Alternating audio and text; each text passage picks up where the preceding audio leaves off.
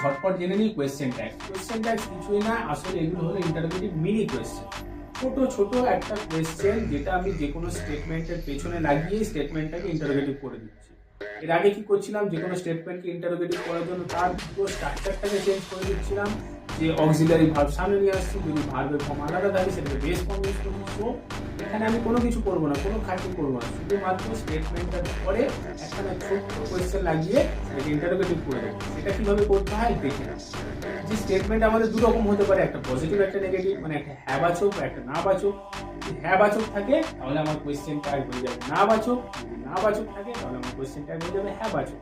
যেমন দেখেন এখানে কি বলছে, যে হি নোজ সুইমিং ডাজন্ট হি, এটা কি স্টেটমেন্টটা পজিটিভ স্টেটমেন্ট, স্টেটমেন্টটা একটা হ্যাঁ বাচক বা পজিটিভ স্টেটমেন্ট। কি বলছে, he knows swimming, say swimming জানে। এটাকে ইন্টারোগেটিভ করার জন্য কি করেছে, কোয়েশ্চেন ট্যাগ লাগিয়ে দিচ্ছে নেগেটিভ, ডাজন্ট হি, জানে না কি। এটা কিন্তু ছিল পজিটিভ, কোয়েশ্চেন ট্যাগ আমি সেই জন্য লাগিয়ে দিলাম নেগেটিভ, সবার শেষে একটা কোয়েশ্চেন মার্ক।